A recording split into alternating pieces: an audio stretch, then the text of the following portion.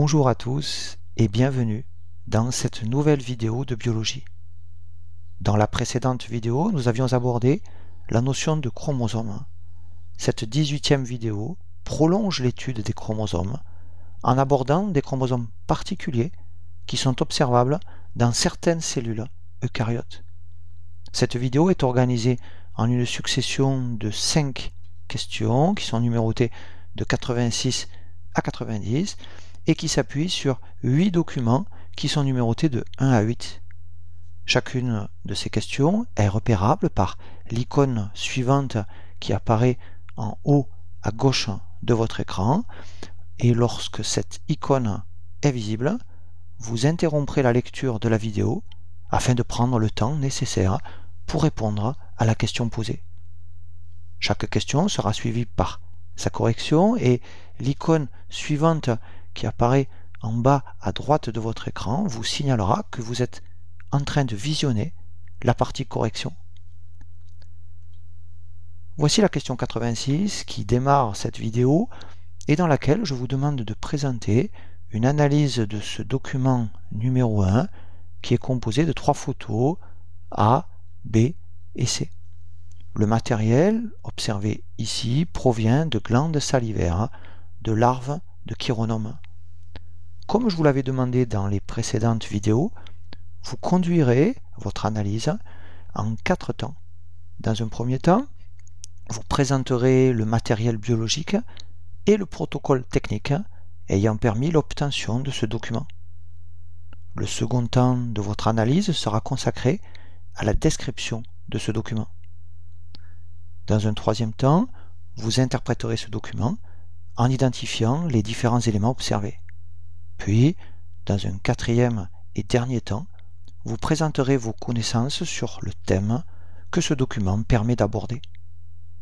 Interrompez ici la lecture de cette vidéo et prenez le temps nécessaire pour répondre à cette question 86. Quand vous aurez terminé, vous pourrez relancer la lecture de cette vidéo afin de découvrir le corrigé qui suit. Voici la correction de la question 86.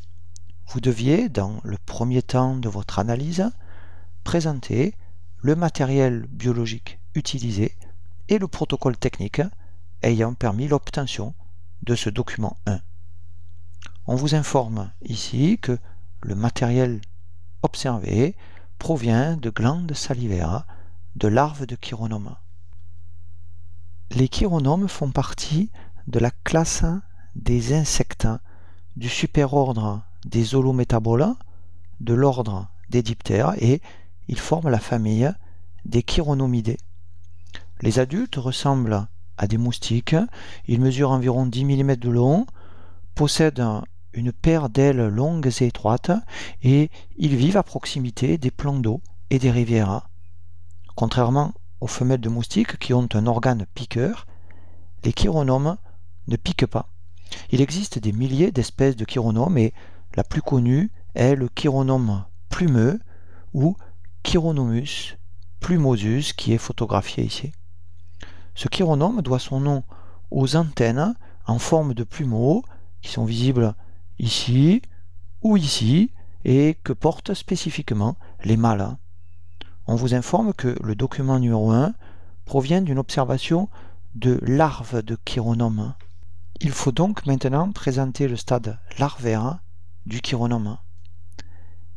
Les insectes holométaboles, dont font partie les chironomes, subissent des métamorphoses complètes pour passer du stade larvaire au stade final adulte, stade qu'on appelle aussi imago. Les chironomes adultes femelles vont pondre leurs œufs dans l'eau et de ces œufs sortent des larves, telles que celles-ci, qui n'ont pas de pattes ni d'yeux et qui ressemblent à de petits vers qu'on appelle improprement des vers de vase. Ainsi, chez les fournisseurs d'articles pour la pêche, les larves de chironomes sont vendues sous le nom de vers de vase pour servir d'appât vivant.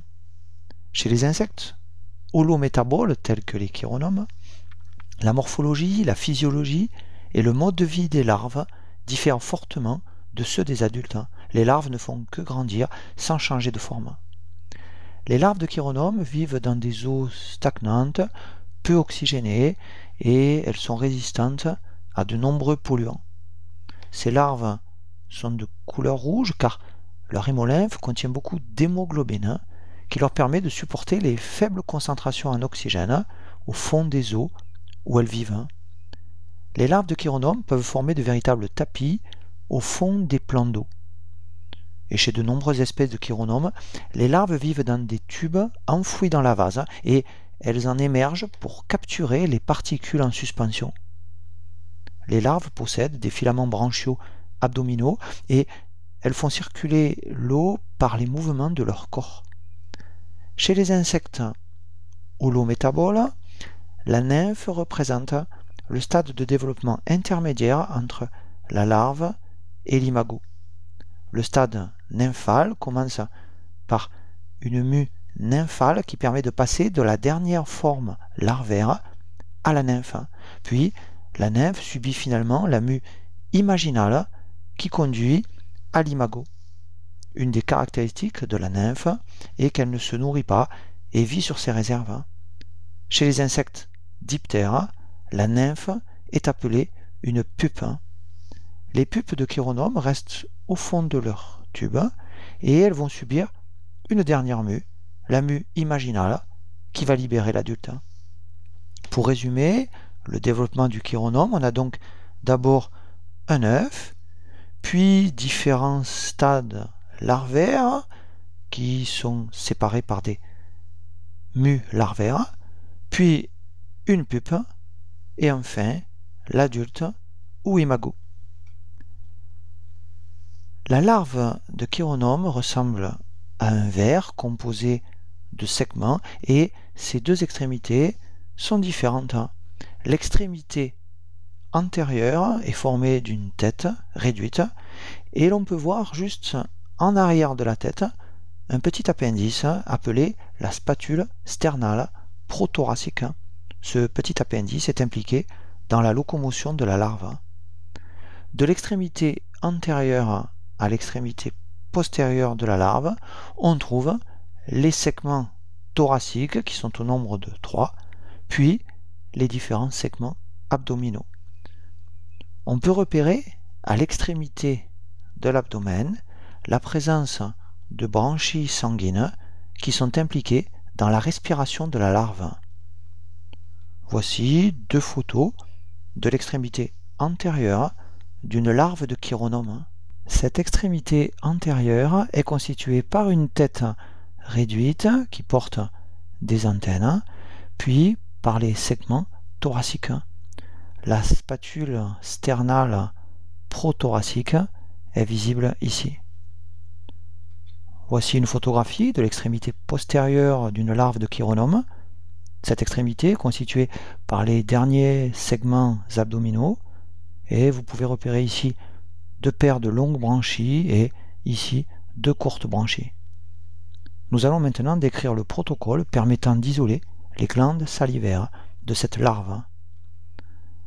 La larve vivante de chironome va être placée sur une lame de verre. Il faut d'abord presser sur l'abdomen de façon à repousser la masse des organes vers la tête. À l'aide de deux épingles ou bien à l'aide de pinces fines, il faudra ensuite séparer la tête du reste du corps. Pour cela, on peut saisir la tête avec une pince fine et maintenir en même temps le reste du corps avec une autre pince. On va alors tirer afin d'arracher doucement la tête. Il s'agit de séparer la tête du reste du corps de telle sorte que les glandes salivaires soient entraînées avec la tête. Le tube digestif et les glandes salivaires suivent ainsi l'extrémité antérieure isolée. On sépare les glandes salivaires qui présentent l'aspect de petits globules incolores et on élimine de la lame les restes de la partie postérieure du corps et les débris éventuels. Il reste donc sur la lame les glandes salivaires encore attachées à la tête. Ces glandes ont la forme de deux petites masses arrondies reliées chacune au tube digestif par un canal. Il faut ensuite recouvrir l'échantillon d'une goutte de colorant par exemple de l'orcéine acétique ou du vert de méthyle acétique. Et on peut aussi utiliser la coloration de Feulgen qui utilise le réactif de Schiff. On laisse agir le colorant pendant 5 à 10 minutes, puis on recouvre la lame d'une lamelle et on appuie légèrement sur cette lamelle pour bien étaler la préparation. On va observer ensuite cette préparation avec un microscope optique qu'on appelle aussi un microscope photonique. Le document 1 présente donc 3 photographies obtenues avec un microscope optique à partir de préparations colorées de glandes salivaires de larves de chironomes. Il s'agit donc ici de micrographie. On mentionne sous le document 1C que la coloration de Feulgen a été utilisée pour obtenir ce document. La coloration de Feulgen permet de colorer l'ADN en rose-rouge. Rappelons qu'une observation en microscopie commence toujours par le plus faible grossissement. Ainsi, la première approche de la préparation est fournie par le document 1A qui a été obtenu en utilisant l'objectif de plus faible grossissement, par exemple un objectif qui grossit 10 fois. Rappelons que le grossissement qu'on obtient en microscopie optique est le grossissement permis par l'objectif multiplié par le grossissement permis par l'oculaire. En général, le grossissement de l'oculaire est de 10. Ainsi, avec un objectif et un oculaire qui grossissent chacun 10 fois, on obtient un grossissement de 10 fois 10 égale 100. On va ensuite changer d'objectif pour augmenter le grossissement. Et pour obtenir le document 1B, on est ainsi passé d'un objectif de grossissement faible à un objectif de grossissement moyen, par exemple un objectif 40. Et dans ce cas, le grossissement du microscope optique sera de 40 fois 10, soit 400. Pour obtenir le document 1C, on a utilisé l'objectif ayant le plus fort grossissement, c'est-à-dire un objectif 100, et le grossissement du microscope optique est alors de 10 fois 100, soit 1000.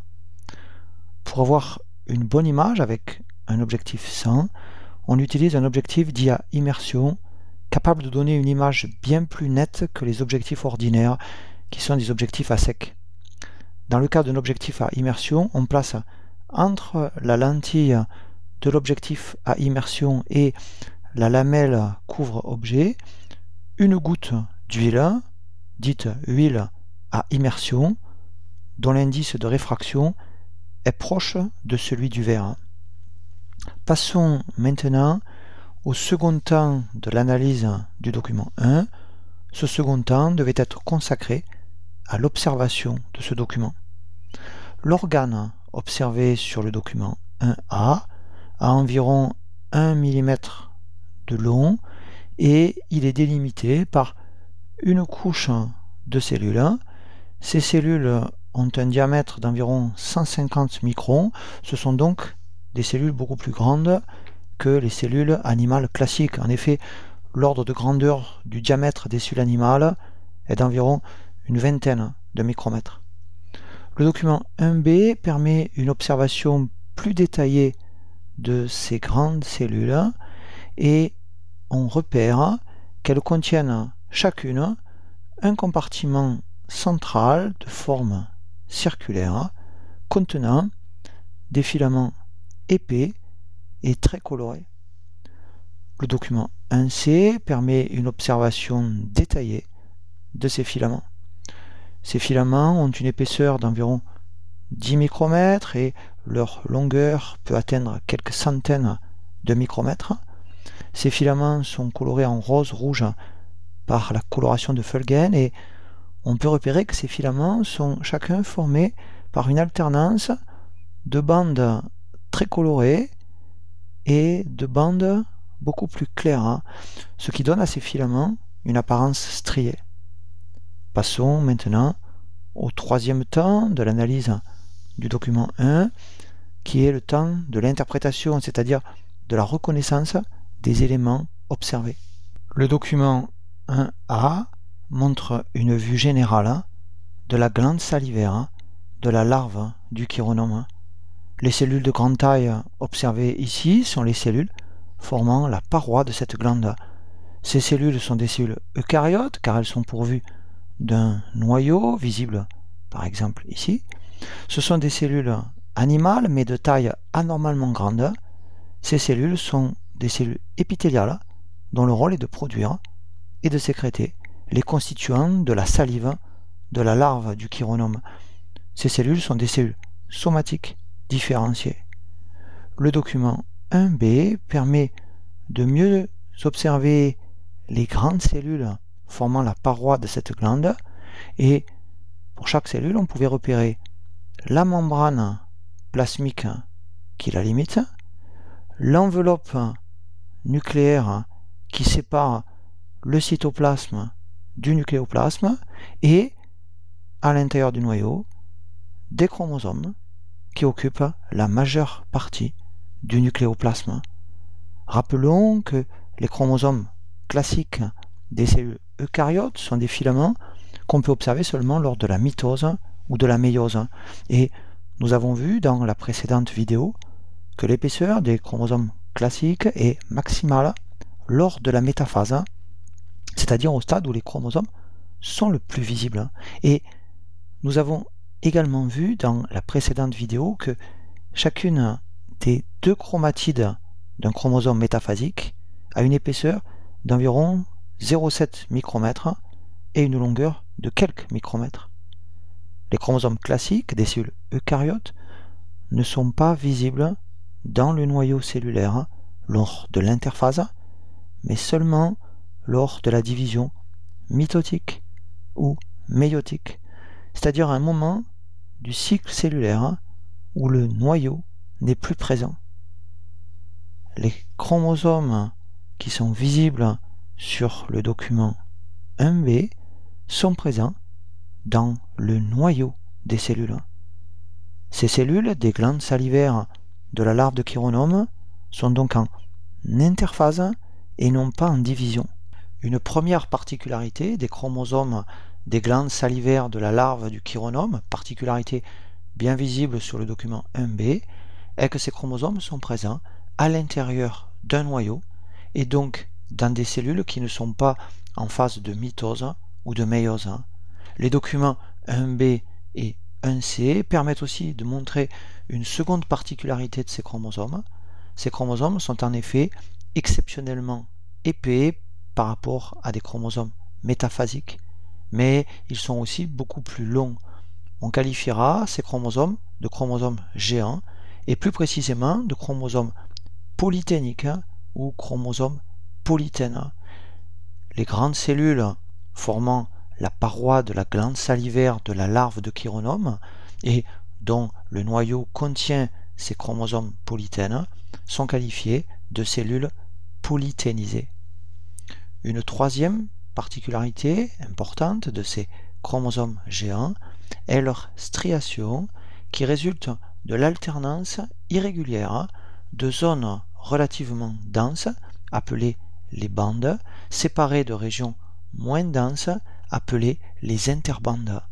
Cette alternance de bandes et d'interbandes donne à ces chromosomes géants leur striation transversale caractéristique qui est bien visible ici sur le document 1c. On pouvait réaliser un schéma légendé des cellules des glandes salivaires de la larve de chironome qui sont des cellules polyténisées. Ces cellules sont limitées comme toute cellule animale par une membrane plasmique. Le cytoplasme de ces grandes cellules est représenté ici en gris. Comme pour toute cellule eucaryote, l'enveloppe nucléaire qui sépare le cytoplasme du nucléoplasme est composée par une double membrane et dans le nucléoplasme, on trouve les chromosomes polyténiques ou polytènes. On trouve aussi dans le noyau un nucléole représenté ici qui est associé à certains chromosomes géants. Le quatrième temps de votre analyse du document 1 devait être consacré à la mobilisation de vos connaissances afin de prolonger cette étude de document en apportant quelques précisions sur ces chromosomes géants. Les chromosomes polyténiques sont des chromosomes d'épaisseur exceptionnelle, visibles en permanence dans le noyau des cellules des glandes salivaires de larves de diptères, tels que les chironomes, comme nous l'avons vu, ou encore les drosophiles, sur lesquels nous reviendrons. Ces chromosomes polyténiques présentent aussi une longueur importante, les plus grands d'entre eux atteignant une longueur de 500 micromètres. Ils sont largement répandus dans le groupe des diptères et ils ont été découverts par Balbiani en 1881 chez le chironome. Voici le dessin de ces chromosomes réalisé à cette époque par Balbiani. Chez les diptères, certaines cellules de l'adulte, comme par exemple les cellules de la base des soies, ont aussi des chromosomes polyténiques.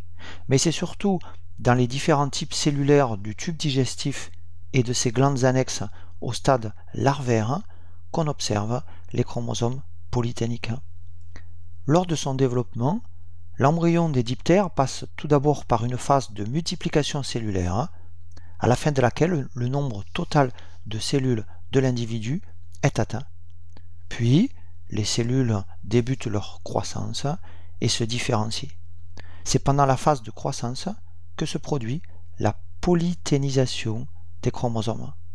Les chromosomes subissent alors, à l'intérieur du noyau, une succession de 8 à 10 cycles de réplication de l'ADN sans aucune séparation des chromatides sœurs formées et sans aucune division cellulaire. Il n'y a donc pas de mitose et les cellules restent en permanence en interphase. Les chromatides sœurs, issues de ces réplications successives, restent intimement liées entre elles, l'ensemble formant un faisceau épais composé de nucléofilaments, d'où le nom de chromosome polyténique ou polytène donné à ces chromosomes. Le mot polytène a été construit à partir de deux termes grecs, poly qui signifie nombreux et ténia qui signifie bandelette ou ruban, et le chromosome polytène est en effet constitué par de nombreux filaments. Ainsi, dans les glandes salivaires, 9 cycles de réplication vont conduire à la formation de chromosomes polyténiques contenant donc chacun 2 puissance 9 chromatides sœurs, soit 512 chromatides accolées, constituées chacune par la même molécule d'ADN et donc par les mêmes gènes, ce qui permet une amplification génique.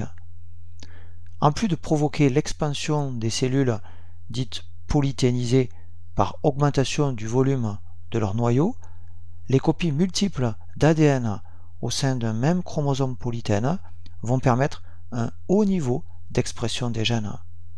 Les gènes des chromosomes des glandes salivaires des larves de chironomes vont notamment coder pour des protéines sécrétées que la larve utilise pour construire son tube protecteur.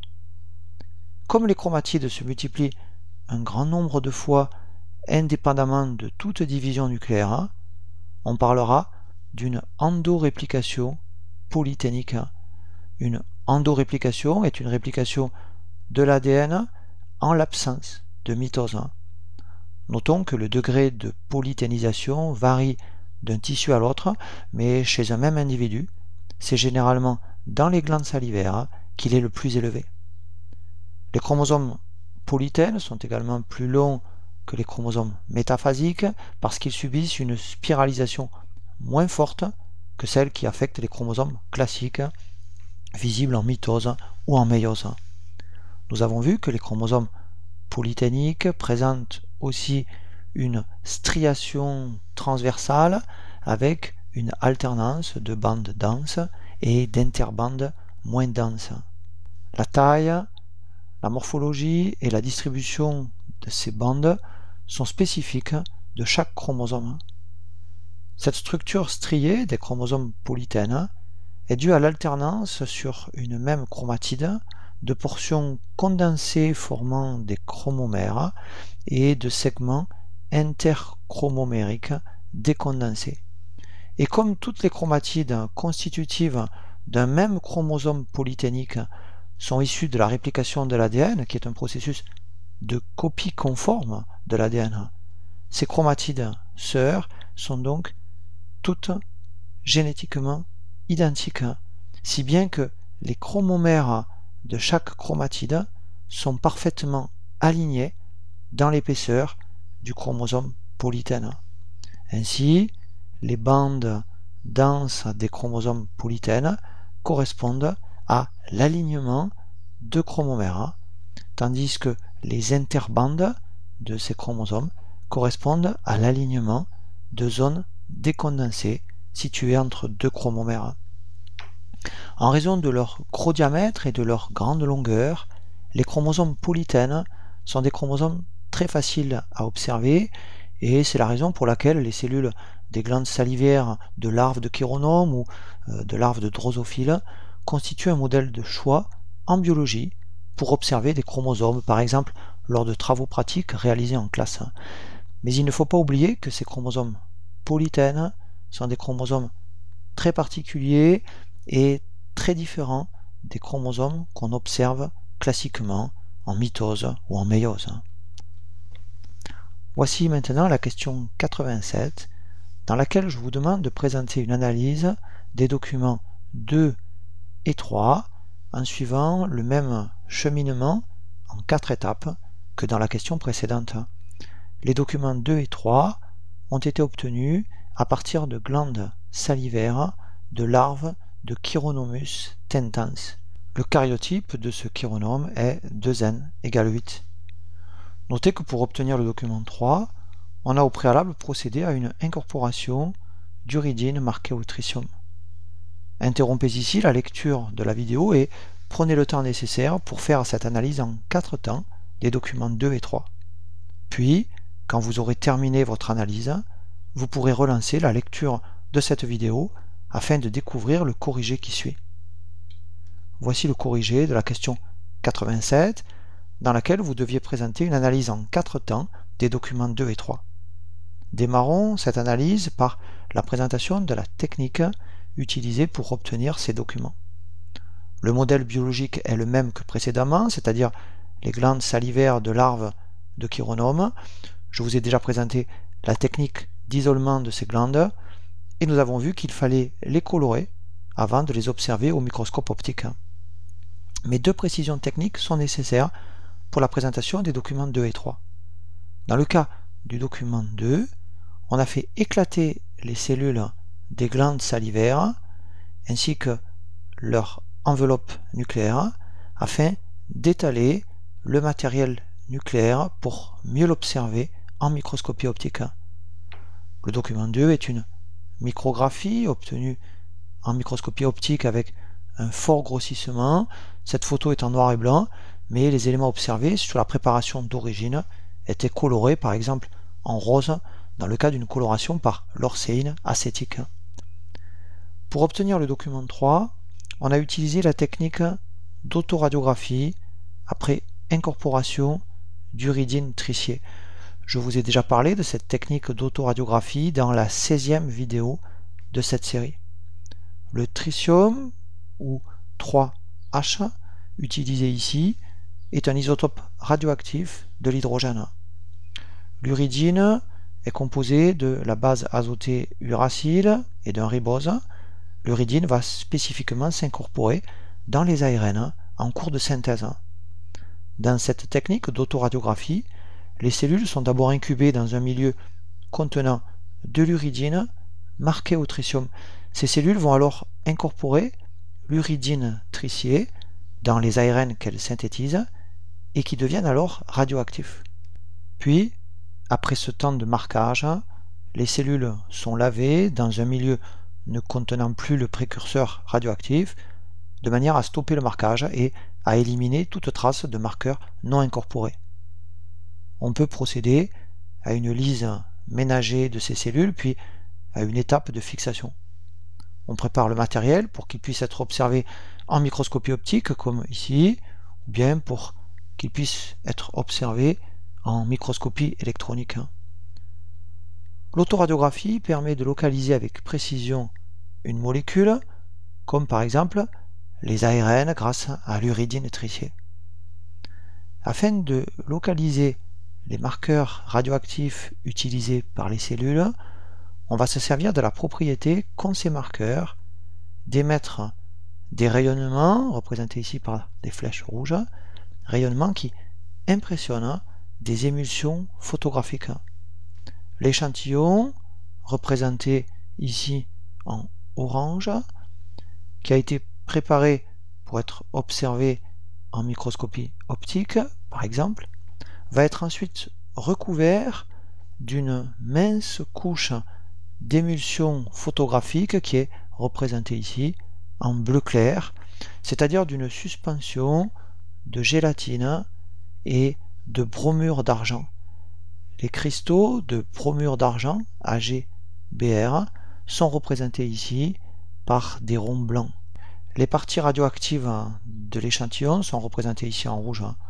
Le rayonnement bêta émis par le tritium est constitué d'électrons ayant une énergie suffisante pour réduire des grains de bromure d'argent de l'émulsion qui se trouvent jusqu'à une distance de 0,5 micromètre de la source émissive. Ces électrons vont réduire les cations Ag+, des cristaux de bromure d'argent, en argent métallique, représenté ici en noir. Selon la réaction, Ag+, plus électrons forme Ag. Cette phase d'exposition de l'émulsion se fait à l'obscurité. On place donc la préparation recouverte de l'émulsion photo à l'obscurité de quelques minutes à quelques semaines en fonction de la quantité de radioactivité et de la nature de l'isotope utilisé. L'émulsion photographique est alors précisément impressionnée à l'aplomb des zones radioactives de l'échantillon. Les atomes d'argent formés vont avoir tendance à s'agglutiner pour constituer des grains d'argent qui seront visibles après une étape de révélation. De petites taches noires correspondant aux grains d'argent apparaissent alors aux endroits où étaient localisées les molécules radioactives. Le second temps de l'analyse est celui de l'observation. Observons d'abord le document 2. On y voit 4 filaments présentant une épaisseur qui varie de 10 à 15 micromètres. 3 de ces filaments, celui-ci, celui-ci et celui-ci, ont une grande taille. Par exemple, celui qui est visible en haut de la micrographie a une longueur d'environ 200 micromètres. Un quatrième filament, visible ici au centre, est plus petit que les 3 autres, avec une longueur d'environ 60 micromètres. Ces 4 filaments épais présentent une striation transversale irrégulière avec une alternance de bandes sombres, c'est-à-dire en fait colorées par le colorant utilisé, et de bandes claires, c'est-à-dire en fait moins colorées par le colorant. On peut observer que le plus petit des 4 filaments présente en son centre une boursouflure. On peut également observer dans la région médiane de 2 des grands filaments une autre zone de renflement que j'entoure ici ou ici, qui est légendée par la lettre N et dont on nous dit qu'elle correspond au nucléole. Observons maintenant le document 3. On voit une partie d'un filament dont l'épaisseur varie aussi de 10 à 15 micromètres et ce filament présente une alternance de bandes sombres et de bandes claires.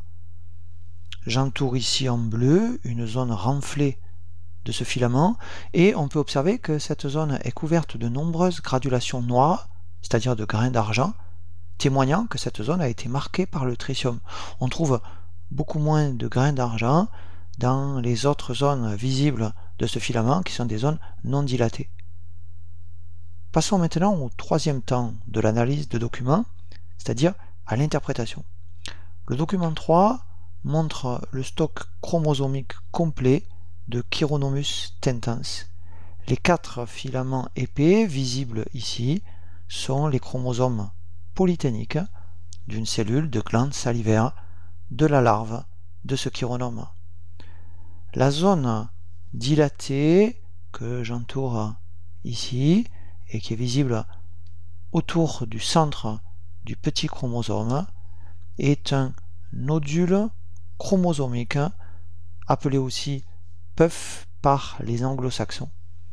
Chez le chironome, quelques nodules chromosomiques présents en des sites spécifiques atteignent des dimensions considérables. Balbiani avait repéré ces structures, auxquelles on a donné par la suite le nom d'anneau de Balbiani. Un anneau de Balbiani est donc un puff de grande taille. On pouvait également évoquer que 2 des 3 plus grands chromosomes de ce nématode sont vecteurs d'un nucléole. Passons maintenant à l'interprétation du document numéro 3. Le filament épais et strié, visible ici, est une partie d'un chromosome polytène de glande salivaire de chironome et la zone entourée en bleu correspond à un anneau de Balbiani. Sur cette autoradiographie, on peut voir que de nombreux grains d'argent sont présents au niveau de cet anneau de Balbiani, et donc on pouvait en déduire que la transcription y est active.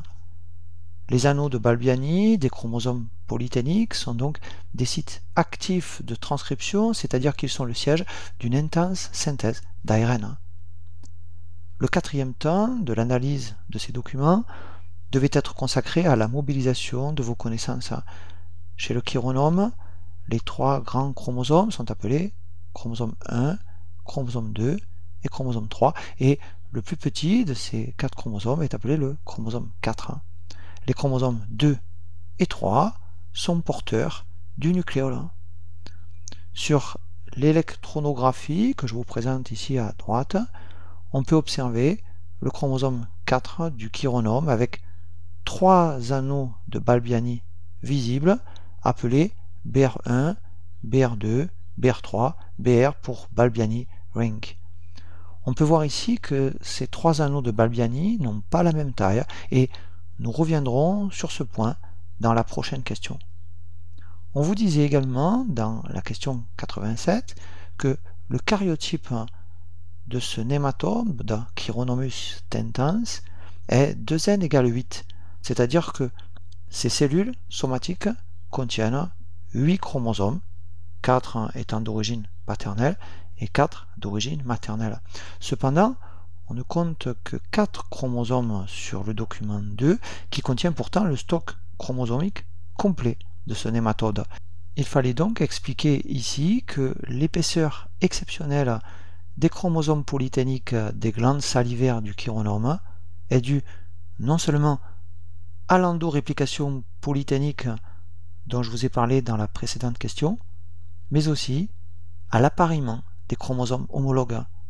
En effet, lors du processus de polyténisation de ces chromosomes, les chromosomes homologues vont s'apparier point par point sur toute leur longueur, tout en s'allongeant. Ainsi, 4 chromosomes géants seulement sont visibles ici, mais ils sont constitués chacun par une paire de chromosomes homologues perpétuellement accolés, alors que c'est seulement en prophase 1 de méiose qu'on peut normalement observer un appariement des chromosomes homologues. Donc, au cours du processus de polyténisation, ces chromosomes homologues vont s'associer par paire, puis ils vont entrer dans la succession de cycles d'endoréplication polyténique dont je vous ai parlé précédemment. Ainsi, dans les glandes salivaires, nous avons vu que 9 cycles de réplication conduisaient à des chromosomes ayant chacun 2 puissance 9, soit 512 chromatides sœurs identiques. Mais un chromosome géant étant formé par l'association de 2 chromosomes homologues, il est donc constitué par 2 fois 2 puissance 9, c'est-à-dire 2 fois 512, soit 1024 chromatides. Des électronographies d'anneaux de Balbiani et plus généralement de puff ont montré que la chromatine présente dans ces zones y est disposée en boucle. Dans ces nodules chromosomiques, la chromatine est décondensée Il s'agit d'une euchromatine, étymologiquement la vraie chromatine, c'est-à-dire d'une chromatine qui peut être transcrite. Les ARN messagers issus de cette transcription sont produits dans les nodules chromosomiques, puis ils sortiront du noyau par les pores nucléaires pour être traduits ensuite en protéines dans le cytoplasme. De même, les renflements visibles ici et ici sur les chromosomes 2 et 3 sont des sites de transcription et plus précisément de synthèse des ARN ribosomaux. Ces segments des chromosomes 2 et des chromosomes 3, porteurs du nucléole, contiennent les gènes des ARN ribosomaux. Ces segments constituent l'organisateur du nucléole, c'est-à-dire la région chromosomique qui participe à la formation du nucléole. L'organisateur nucléolaire est constitué par un groupe de gènes répétés qui permettent, par transcription, la synthèse des ARN ribosomaux. Ces puffs particuliers où sont synthétisés les ARN ribosomaux correspondent donc au nucléole. Et des puffs différents portés par des chromosomes différents, ici par les chromosomes 2 et chromosomes 3, sont capables de s'associer en une formation unique pour former le nucléole. Rappelons que le nucléole est l'usine de fabrication des petites et des grandes sous-unités ribosomales. C'est donc dans le nucléole que les ARN ribosomaux seront synthétisés, puis à la périphérie du nucléole, ils seront associés à des protéines ribosomales pour former les sous-unités ribosomales, lesquelles vont ensuite quitter le noyau.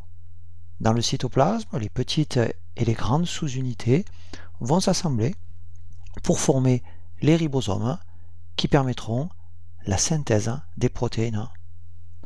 On retrouve des chromosomes polyténiques dans les cellules des glandes salivaires des larves de drosophile. La drosophile, ou mouche du vinaigre, dont vous pouvez voir la photo d'un adulte ici en haut à gauche de votre écran, constitue un organisme modèle très utilisé en biologie et notamment en génétique.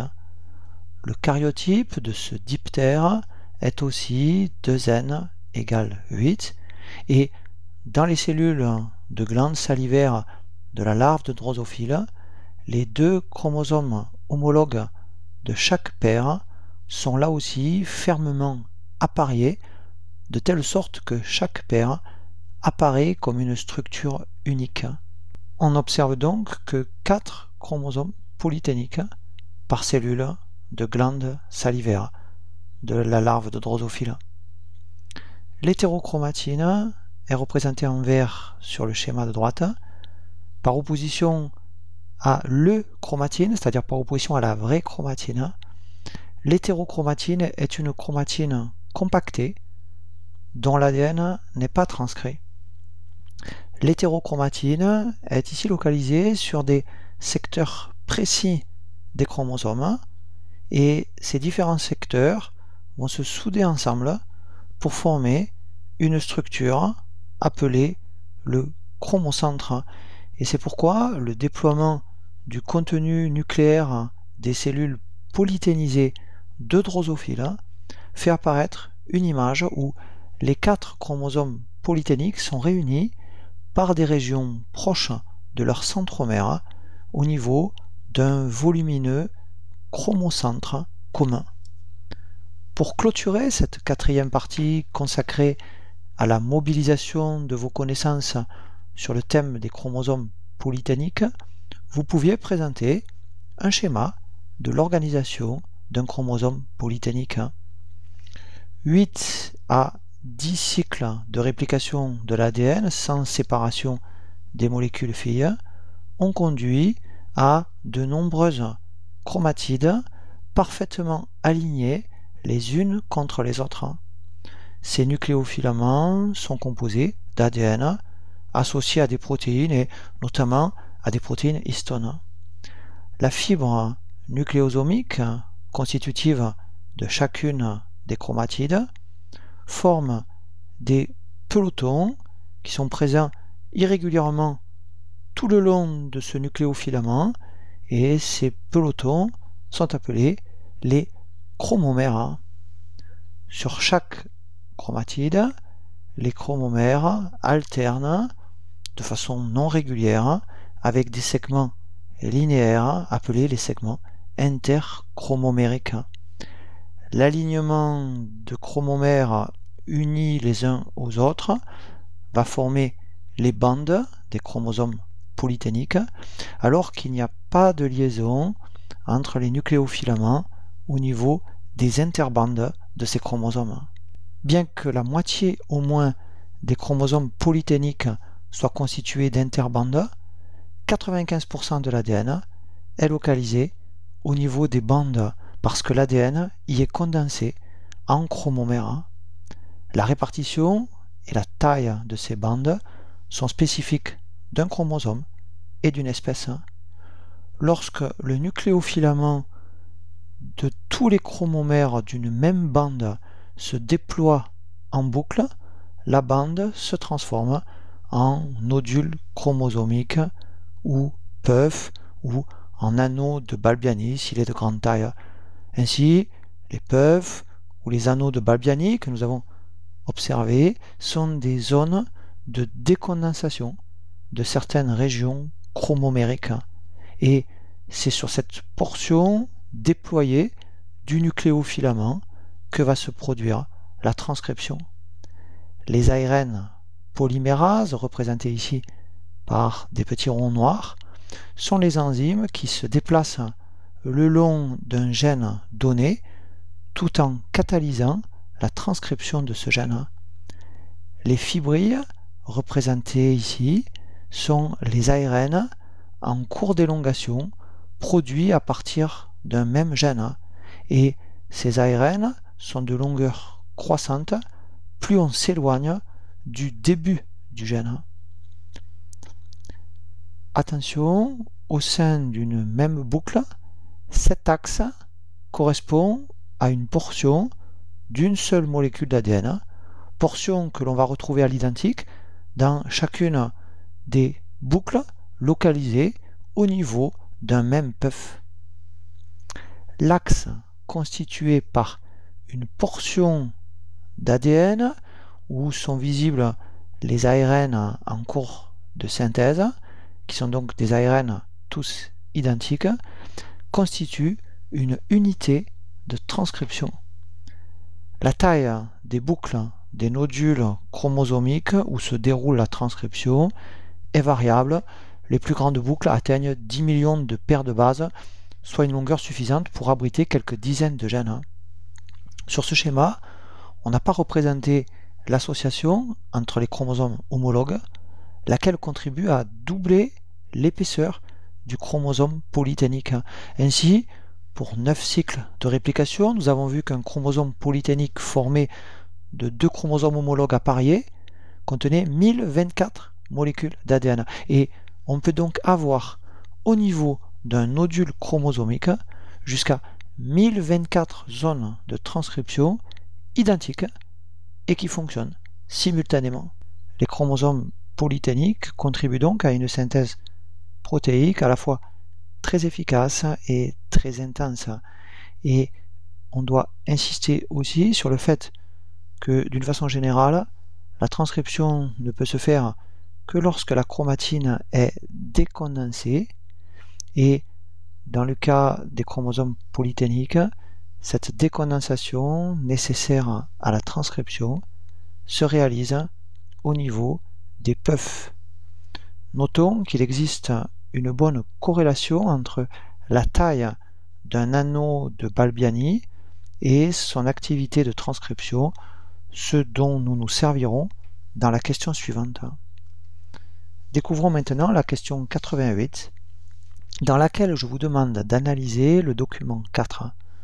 On a étudié ici les chromosomes polyténiques des glandes salivaires du chironome Acricotopus lucidus.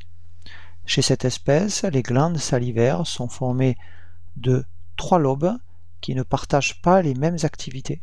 Par exemple, le lobe latéral et le lobe principal sécrètent une protéine riche en hydroxyproline alors que le lobe antérieur ne synthétise pas cette protéine. Comme pour les questions précédentes, je vous demande de conduire votre analyse de ce document 4 en 4 temps.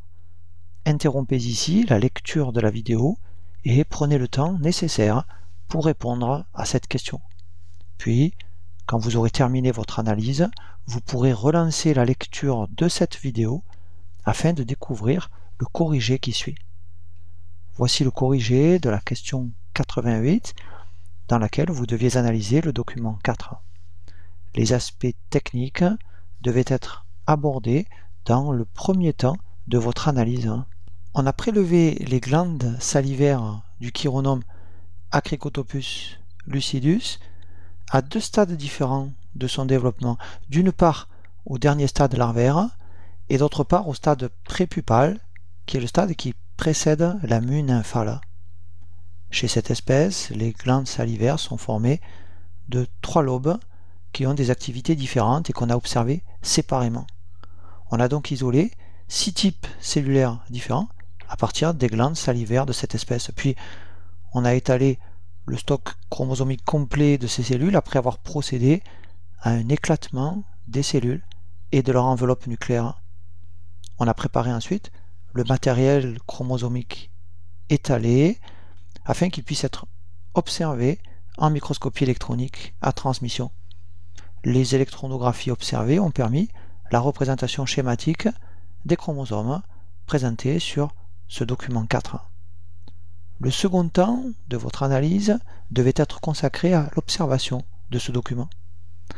Dans chacun des 3 lobes des glandes salivaires et aux 2 stades étudiés ici, les cellules des glandes salivaires contiennent 3 chromosomes polyténiques numérotés de 1 à 3.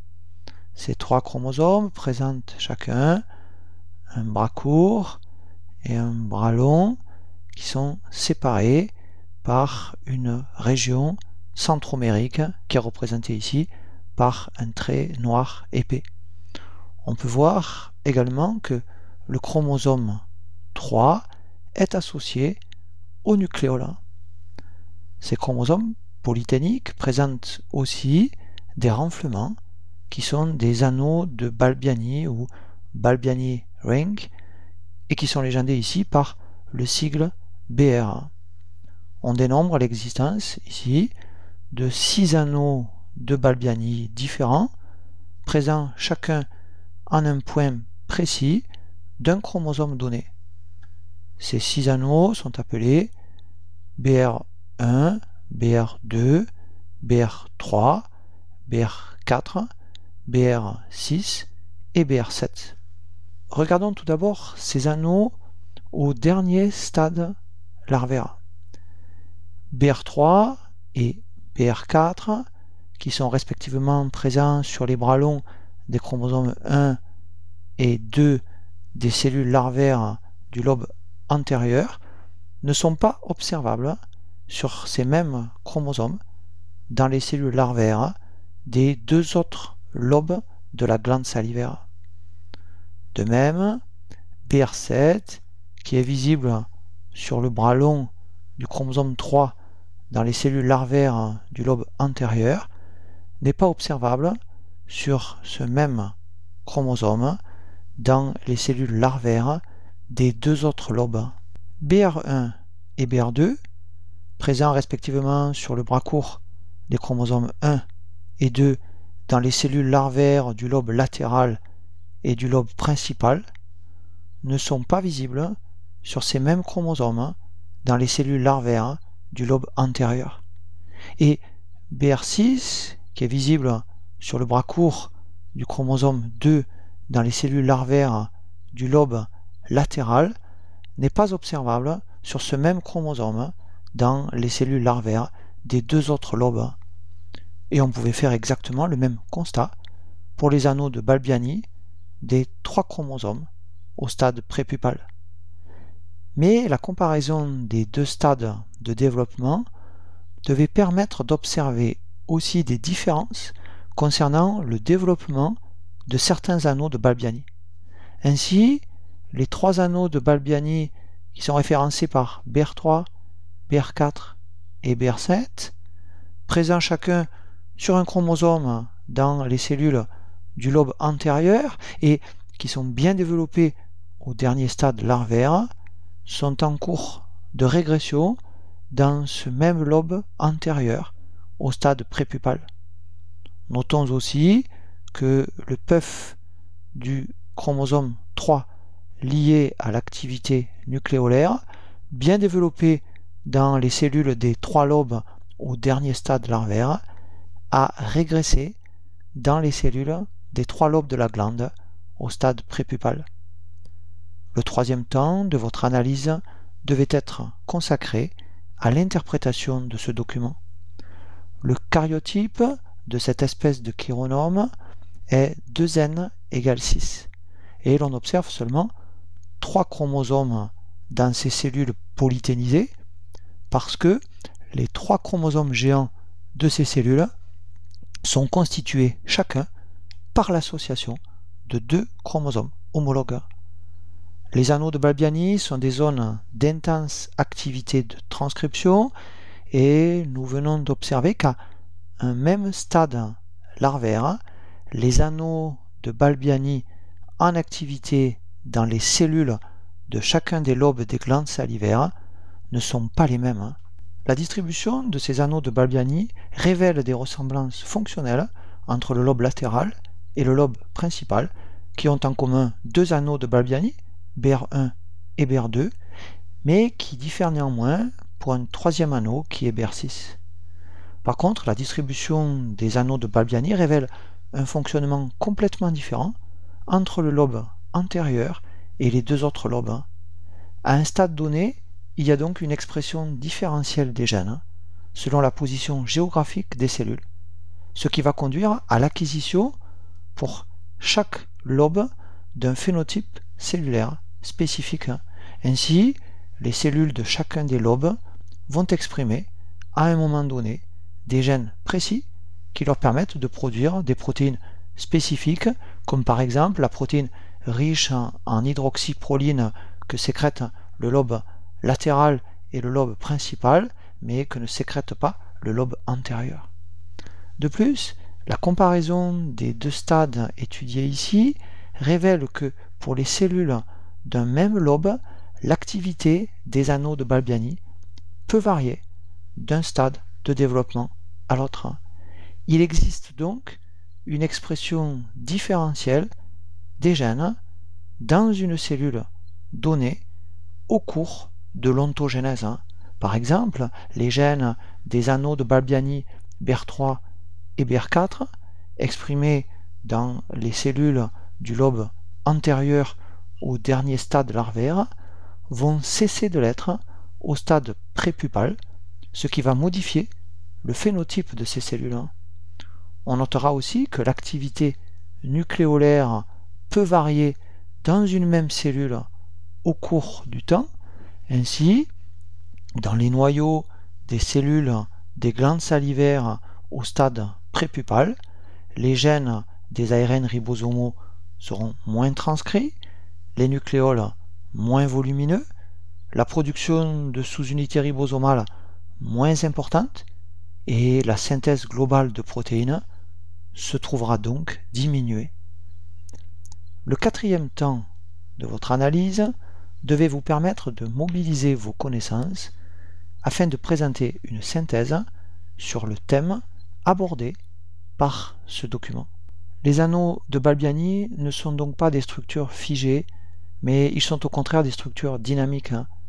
Certains anneaux de Balbiani vont augmenter de taille par suite d'une intensification de leur activité transcriptionnelle, alors que d'autres anneaux de Balbiani vont au contraire régresser. Les chromosomes polyténiques constituent ainsi un modèle très utile pour étudier, grâce à l'observation des puffs, l'expression différentielle des gènes. Ce document 4 nous a permis de montrer d'une part que l'expression des gènes pouvait varier entre 2 cellules d'un même organisme, alors que je vous rappelle que toutes les cellules d'un même organisme ont le même génotype, et ce document 4 nous a permis de montrer, d'autre part, que l'expression des gènes pouvait varier pour une même cellule au cours du temps Par exemple, lors du développement, l'expression différentielle des gènes permet la différenciation cellulaire et elle joue un rôle essentiel au cours du développement des organismes pluricellulaires. Il doit donc exister des mécanismes de régulation de l'expression des gènes, mécanismes que nous allons aborder dans la question suivante. Voici la question 89, dans laquelle je vous demande de présenter une analyse des documents 5 et 6 en adoptant à nouveau une démarche en 4 temps. Interrompez ici la lecture de cette vidéo afin de prendre le temps nécessaire pour répondre à cette question. Puis, quand vous aurez terminé votre analyse, vous pourrez relancer la lecture de cette vidéo pour découvrir le corrigé qui suit. Vous deviez, dans la question 89, présenter une analyse des documents 5 et 6, et le premier temps de cette analyse devait être consacré aux aspects techniques. On a isolé les glandes salivaires de larves de 2 diptères, d'une part de Drosophila melanogaster, c'est-à-dire de la drosophile, dans le cas du document 5, et d'autre part de Chironomus tentans, c'est-à-dire d'un chironome, dans le cas du document 6. Dans le cas des expériences ayant conduit au document 5A et au document 6, on a testé l'influence d'une molécule appelée l'ecdysone. On peut, par exemple, incuber les glandes salivaires de ces diptères dans un milieu de culture contenant de l'ecdysone. On peut aussi injecter de l'ecdysone directement aux larves avant d'en extraire les glandes salivaires. Pour obtenir le document 5B, on a étudié des glandes salivaires de larves de drosophiles non exposées à l'ecdysone et qui serviront par conséquent de témoins.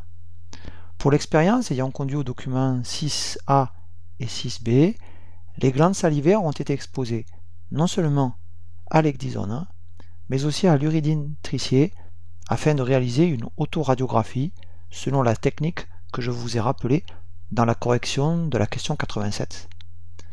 Pour obtenir le document 6B, on a aussi incubé les glandes salivaires dans un milieu contenant l'ecdysone et l'uridine tricier, mais on a également ajouté dans le milieu de l'actinomycine D. L'actinomycine D est un antibiotique qui bloque la transcription en empêchant l'ARN polymérase d'accéder à l'ADN. Les cellules des glandes salivaires sont préparées pour en étaler les chromosomes polyténiques, puis pour pouvoir les observer, par exemple en microscopie électronique à transmission, comme c'est le cas pour le document 5, ou en microscopie optique, comme c'est le cas pour le document 6.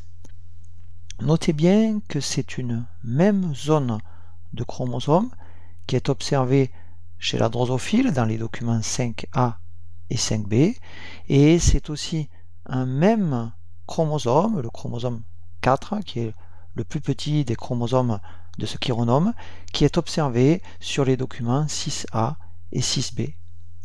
Le deuxième temps de votre analyse devait être consacré à l'observation de ces documents. On observe sur les documents 5A et 5B une portion d'un chromosome polytène, identifiable par son épaisseur de plus de 10 micromètres et par l'alternance de bandes sombres et d'interbandes claires. Les chercheurs ont référencé chaque bande et interbande en leur attribuant une appellation avec différents codes.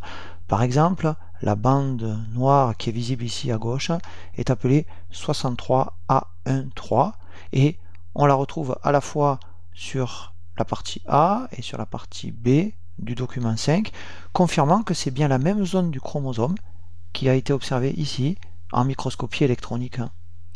On peut noter qu'en l'absence d'un traitement préalable à l'ecdysone, c'est-à-dire sur le document 5B, la bande noire 63E23 est bien visible sur le chromosome, alors qu'après un traitement à l'ecdysone, c'est-à-dire sur le document 5A, cette même zone 63E23 est largement dilatée, ce qui crée à ce niveau une boursouflure du chromosome. On peut aussi observer que cette zone 63E23 est plus large et plus claire après un traitement à l'ecdysone qu'en l'absence d'un traitement avec cette substance. Sur le document 6, on observe un chromosome dont l'épaisseur est d'environ 10 micromètres, sa longueur est d'environ 65 micromètres et il présente l'alternance de bandes sombres et d'interbandes claires. Il s'agit ici du plus petit des 4 chromosomes polyténiques de Chironomus tentans, appelé le chromosome 4. Le document 6a montre que, dans le cas d'un traitement préalable à l'ecdysone, un renflement est visible ici, vers le centre de ce chromosome, si bien qu'à cet endroit, le diamètre de ce chromosome est d'une vingtaine de micromètres. Et sur cette autoradiographie 6A, les grains d'argent sont essentiellement localisés dans cette zone dilatée du chromosome. Par contre, dans le cas d'un traitement préalable à la fois par l'ecdysone et par l'actinomycine D, l'autoradiographie 6B ne montre plus ni le renflement médian, ni les nombreux grains d'argent qu'on avait vus associés à ce renflement médian sur le document 6A. Le troisième temps de votre analyse devait être consacré à l'interprétation des documents 5 et 6. La zone dilatée, visible sur le document 5A, est un puff ou nodule chromosomique, c'est-à-dire une zone de décondensation de la chromatine, et c'est l'ecdysone qui a fait apparaître ce puff précis sur un des chromosomes polytènes de la drosophile. Le document 6A montre que le puff visible sur le chromosome 4 du chironome est le siège d'une intense activité de transcription, puisque c'est à ce niveau que de nombreux ARN en cours de synthèse ont incorporé l'uridine tricier. Le document 6B montre que l'actinomycine D, qui empêche la transcription, ne permet plus à l'ecdysone de former un puff et elle empêche donc l'ecdysone d'induire la transcription de gènes spécifiques. L'ecdysone peut donc induire la transcription de certains gènes, par exemple situés au niveau de ce puff, et le quatrième temps de votre analyse devait être consacré à la mobilisation de vos connaissances pour développer des notions que ces documents 5 et 6 permettaient d'aborder. Une notion importante est celle de la régulation de l'expression des gènes. En effet, nous avons vu dans la question 88 que lors du développement larvaire, une expression différentielle des gènes se produisait, permettant des modifications du phénotype cellulaire. Cette expression différentielle de gènes met en jeu des signaux de contrôle tels que l'ecdysone, et par l'observation de puffs induits par certaines substances telles que l'ecdysone, l'étude des chromosomes polyténiques a permis de mieux comprendre certains mécanismes de contrôle de la transcription. Ce quatrième temps de votre analyse de documents devait vous permettre de présenter aussi vos connaissances sur l'ecdysone, qui est une hormone impliquée dans les mues chez les insectes. L'hormone encore inactive est au départ l'alpha-ecdysone, une prohormone produite par les glandes prothoraciques chez de nombreux insectes. Cette prohormone est convertie dans des tissus périphériques en 20-hydroxy-ecdysone, qu'on appelle aussi la bêta-ecdysone, et qui est l'hormone active. La bêta-ecdysone est impliquée dans les modifications préparant et accompagnant les différents types de mues chez les insectes, si bien qu'elle est aussi appelée l'hormone de mue. Notons que chez les insectes, si cette hormone de mue agit en synergie avec une autre hormone appelée l'hormone juvénile, et qui est une hormone émise par les corpora alata, on assiste alors à une mue larvaire qui conduit simplement à une augmentation de taille de la larve. Mais en l'absence d'hormone juvénile, l'hormone de mue va conduire à une mue de métamorphose qui aboutira à l'imago.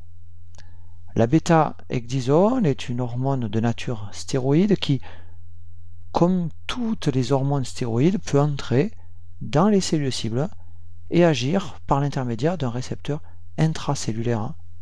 Dans les cellules cibles, la bêta-ecdysone se fixe sur le récepteur de l'ecdysone ou ECR, qui est un récepteur intracellulaire appartenant à la superfamille des récepteurs à action nucléaire. Ce récepteur contient des doigts à zinc qui lui permettent de se fixer à des séquences spécifiques d'ADN appelées des ECRE, des éléments de réponse à l'ecdysone.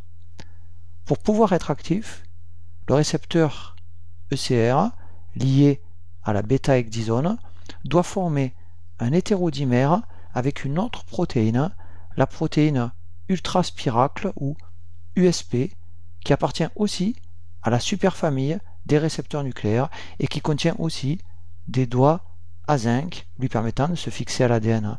C'est donc un hétérodimère ECR USP qui va se fixer sur une séquence spécifique d'ADN et qui va entraîner l'activation de la transcription de gènes cibles, ce qui se matérialise dans les chromosomes polytènes par l'apparition de certains puffs. Avec l'exemple de l'ecdysone chez les insectes, nous avons donc mis en évidence l'existence d'une régulation hormonale de l'expression des gènes. Voici la question 90, qui est la dernière de cette vidéo, et dans laquelle je vous demande de présenter une analyse des documents 7 et 8, obtenus tous les deux à partir de l'observation d'ovocyte 1 de Triton. Comme dans les précédentes questions de cette vidéo, vous conduirez cette analyse en 4 temps. Stoppez ici la lecture de la vidéo et prenez le temps de répondre à cette question avant de relancer la vidéo pour découvrir le corrigé de cette question 90. Voici la réponse à la question 90 dans laquelle vous deviez présenter une analyse des documents 7 et 8. Dans le premier temps de votre analyse, il fallait présenter le matériel biologique et les aspects techniques ayant permis d'obtenir ces documents. On vous informe que ces deux documents ont été obtenus à partir d'ovocyte 1 de Triton et plus précisément de l'espèce Triturus cristatus. Triturus cristatus ou Triton à crête est un vertébré de la classe des amphibiens, de l'ordre des urodèles et de la famille des salamandres. Il s'agit d'une espèce de triton de grande taille, pouvant mesurer jusqu'à 18 cm. Au printemps, durant la période de reproduction, les tritons à crête mâles, tels que celui qui est photographié ici, présentent une crête dorsale dentelée, parfois assez haute, et se prolongeant jusqu'à la queue. C'est durant cette période que les tritons à crête fréquentent le plus le milieu aquatique. Les ovocytes d'amphibiens, tels que celui qui est photographié ici, constituent un modèle très utilisé par les biologistes, notamment en raison de leur grande taille.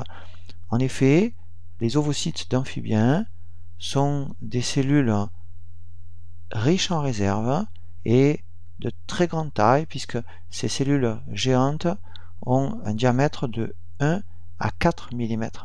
Ces dimensions importantes résultent d'une longue phase de croissance de l'ovocyte, phase de croissance qui se déroule à l'intérieur de l'ovaire et pendant laquelle l'ovocyte accumule une grande quantité de réserves nutritionnelles. Ces réserves sont stockées dans l'ovocyte sous forme de plaquettes vitellines avec une concentration maximale de vitellus au pôle végétatif de l'ovocyte. L'ovocyte amphibien qui subit cette importante croissance et qui subit cette vitellogénèse est un ovocyte primaire ou ovocyte 1.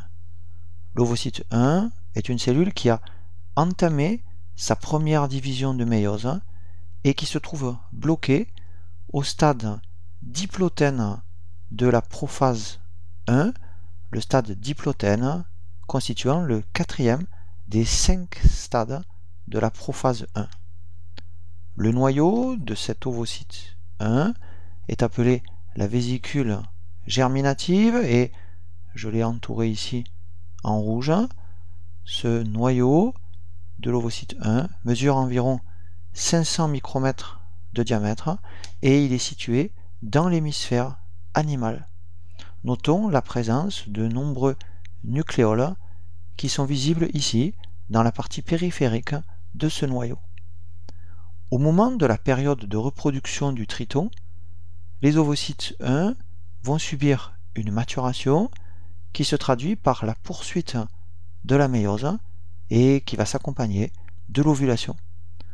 L'enveloppe de la vésicule germinative va alors se rompre et la première division de méiose se termine par l'émission du premier globule polaire.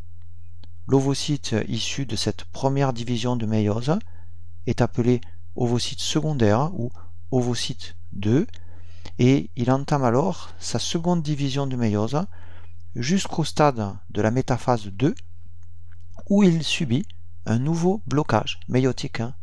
Et c'est donc un ovocyte 2 bloqué en métaphase 2 qui va être émis hors de l'ovaire du triton femelle au cours du processus d'ovulation.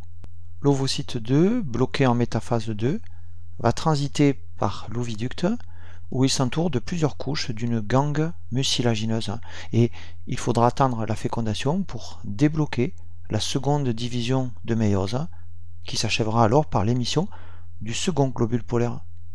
La fécondation des ovocytes 2 s'effectue à l'intérieur des voies génitales de la femelle du triton lorsque cette dernière a capté le spermatophore déposé par le mâle sur le fond de la mare.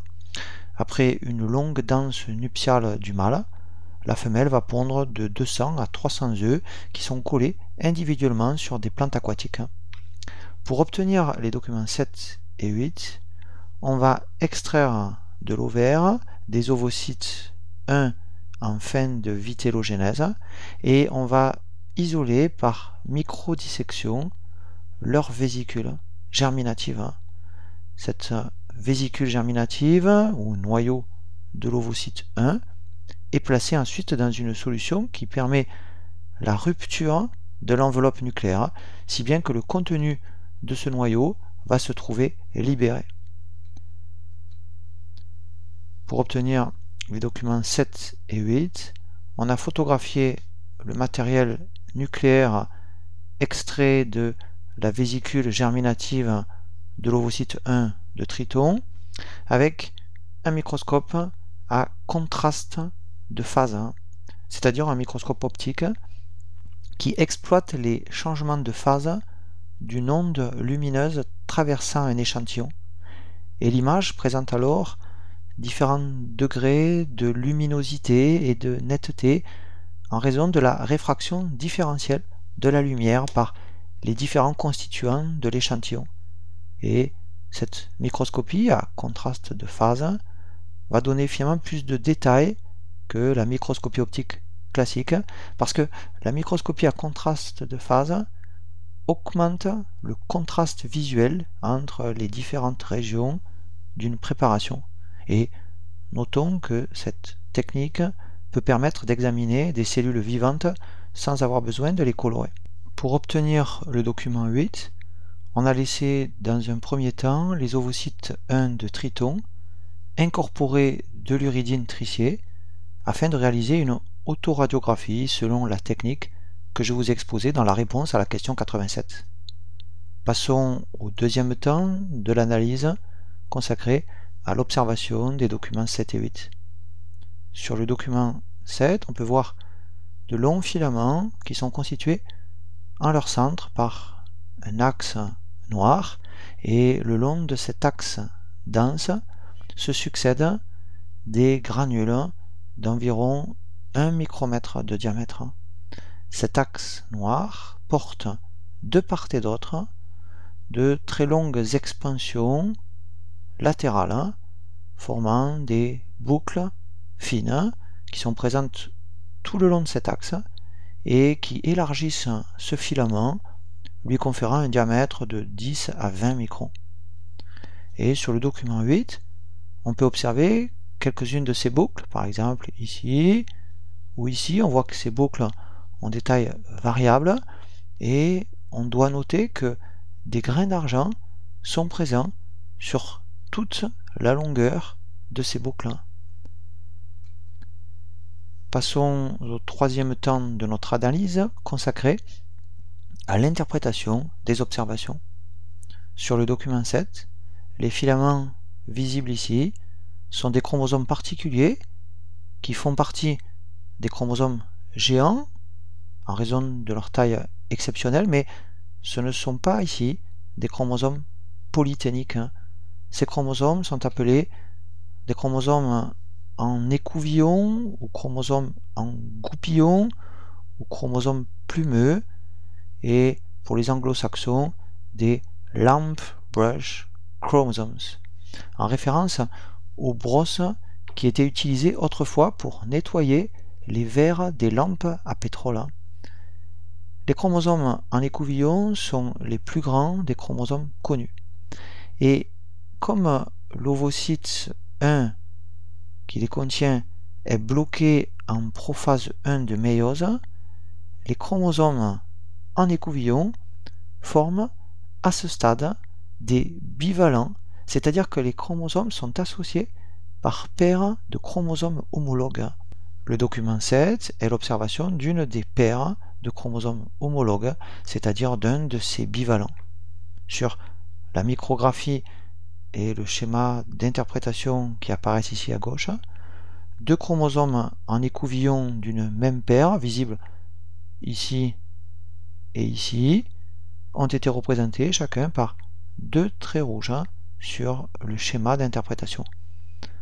Comme une réplication de l'ADN a eu lieu avant la méiose, chaque chromosome homologue est en fait formé par deux nucléofilaments de chromatine, c'est-à-dire par deux chromatides sœurs génétiquement identiques, qui sont représentés par deux traits rouges ici, mais qu'on ne peut pas distinguer l'une de l'autre sur une micrographie telle que le document 7.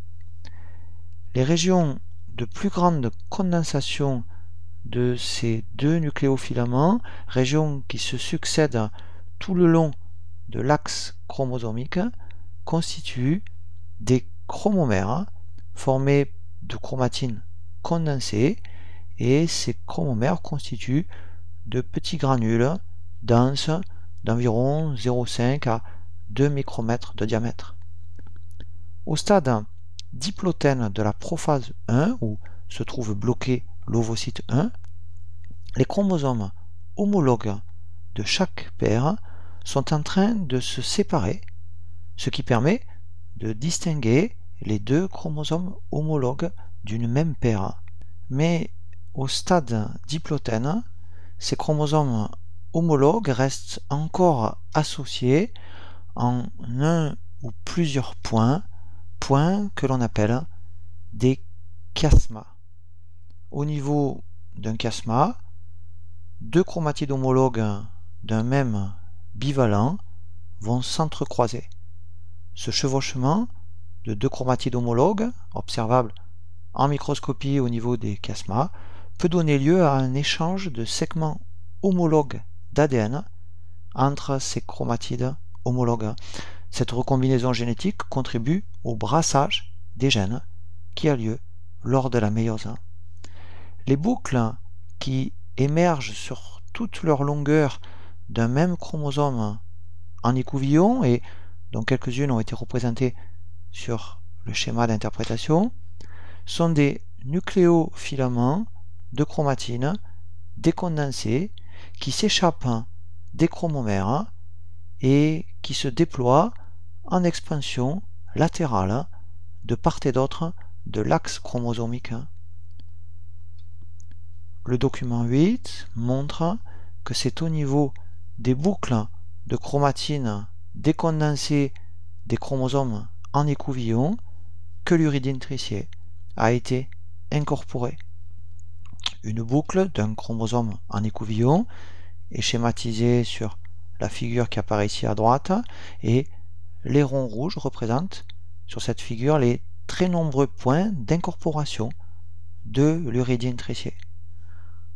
De nombreuses molécules d'ARN sont donc synthétisées sur chaque boucle. Les boucles des chromosomes en écouvillon sont donc des sites actifs de synthèse d'ARN, c'est-à-dire des sites actifs de transcription. La quatrième partie de votre analyse devait être l'occasion de présenter vos connaissances sur les chromosomes en écouvillon. Ces chromosomes particuliers ont été décrits pour la première fois par Fleming en 1882 dans des ovocytes du Rodel.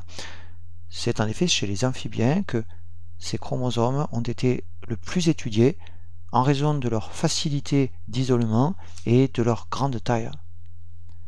Les chromosomes en écouvillon ne sont pas aussi spiralisés que les chromosomes mitotiques classiques, ce qui explique leur exceptionnelle longueur. Ainsi, le plus grand des chromosomes humains a environ 10 micromètres de longueur en métaphase, alors que les chromosomes en écouvillon des ovocytes d'amphibiens ont une taille supérieure au millimètre. Le schéma qui est présenté ici résume l'organisation du chromosome en écouvillon. Un bivalent est constitué par deux chromosomes homologues formés chacun par deux chromatides sœurs qui sont représentées ici en rouge. Et le terme de chromosome en écouvillon s'applique à chaque chromosome homologue.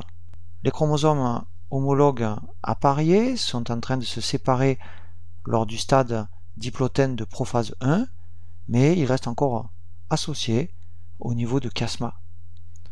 Un chromosome en écouvillon est constitué par deux nucléofilaments identiques disposés côte à côte et constituant l'axe du chromosome.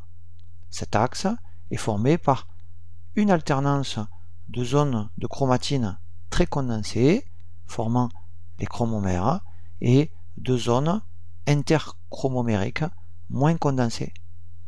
Émergeant des chromomères, les boucles sont constituées de chromatines décondensées où se produit la transcription. Notons que ces boucles sont distribuées par paires de façon tout à fait symétrique de part et d'autre de l'axe chromosomique, parce que deux boucles en un même point du chromosome sont constituées de segments génétiquement identiques présents sur les deux chromatides sœurs d'un même chromosome. Au niveau de ces boucles, la microscopie électronique a permis d'observer de très nombreuses fibrilles qui sont représentées ici sur le schéma de droite et qui sont constituées chacune par une molécule d'ARN en cours d'élongation. Une boucle contient une région d'ADN située entre un site d'initiation de la transcription et un site de terminaison de la transcription, cette région de l'ADN formant une unité de transcription. Les ARN polymérases vont glisser le long de l'ADN d'une même boucle et transcrire le gène qui s'y trouve. La taille croissante des ARN au sein d'une même unité de transcription est due à l'élongation progressive des ARN. Notons que c'est exactement le même gène qui va donc être transcrit sur la boucle, par exemple ici visible en haut, et sur la boucle équivalente, par exemple visible ici en bas. Une même boucle contient donc une unité de transcription, mais elle peut contenir aussi plusieurs unités de transcription. Le fonctionnement de ces unités de transcription peut conduire par exemple à la production des ARN ribosomaux ou à la production des ARN messagers codant les protéines histones par exemple, qui sont des protéines qui s'associent à l'ADN pour former la chromatine. Les boucles sont très nombreuses sur un même chromosome en écouvillon et le nombre de fibrilles d'ARN qui se forment sur chaque unité de transcription est également très élevé, ce qui témoigne de l'intense activité de transcription qui règne dans ces chromosomes en écouvillon. Les chromosomes en écouvillon de l'ovocyte 1 sont ainsi le siège d'une synthèse de grandes quantités d'ARN pendant toute la croissance de l'ovocyte 1. Et ainsi, l'ovocyte 1 accumule une grande quantité d'ARN et de protéines nécessaires à l'ovogénèse d'abord, puis nécessaires au premier stade du développement embryonnaire. Pour terminer votre analyse de documents et clôturer cette vidéo, vous pouviez présenter une comparaison entre les chromosomes en écouvillon, dont l'organisation est représentée ici à gauche, et les chromosomes polyténiques, dont l'organisation est schématisée ici à droite. Un premier point commun entre ces deux types de chromosomes est qu'il s'agit de chromosomes géants parce que leurs dimensions sont exceptionnelles par rapport aux chromosomes classiques. Mais ces deux types de chromosomes géants n'ont pas les mêmes caractéristiques de taille.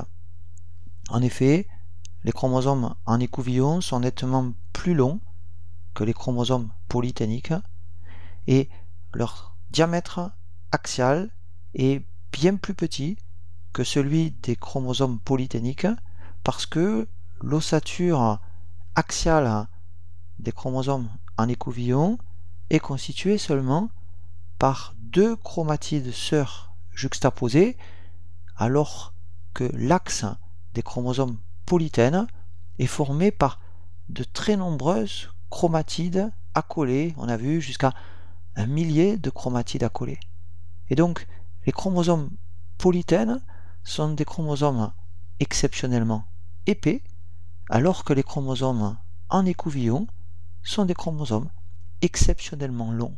Un second point commun entre ces deux types de chromosomes est l'alternance sur leur axe de chromomères, qui sont des zones de chromatine condensées, et de segments interchromomériques qui sont constitués par de la chromatine moins condensée. Un troisième point commun est que ces chromosomes sont le siège d'une transcription très active et les boucles des chromosomes en écouvillon rappellent les puffs observés au niveau des chromosomes polyténiques. Un marquage par l'uridine tricier, marquage représenté par des points rouges sur ces deux schémas, a montré la présence de nombreux ARN en formation, aussi bien au niveau des boucles qu'au niveau des puffs, qui sont donc tous deux des sites très actifs de transcription. Et comme ces zones sont constituées par un déploiement du nucléofilament, on pouvait insister sur une notion très générale, qui est la notion suivante. Les gènes, pour être exprimés, doivent se trouver dans une structure de chromatine décondensée.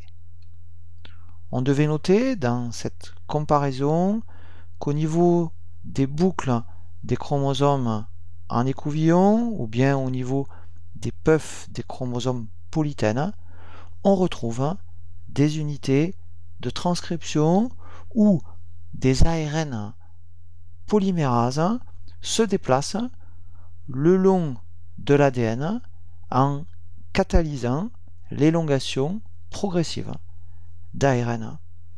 Et pour terminer cette comparaison entre les deux types de chromosomes, on doit noter l'existence d'une différence très importante qui concerne d'une part les cellules contenant ces chromosomes et d'autre part le stade auquel se trouvent ces cellules.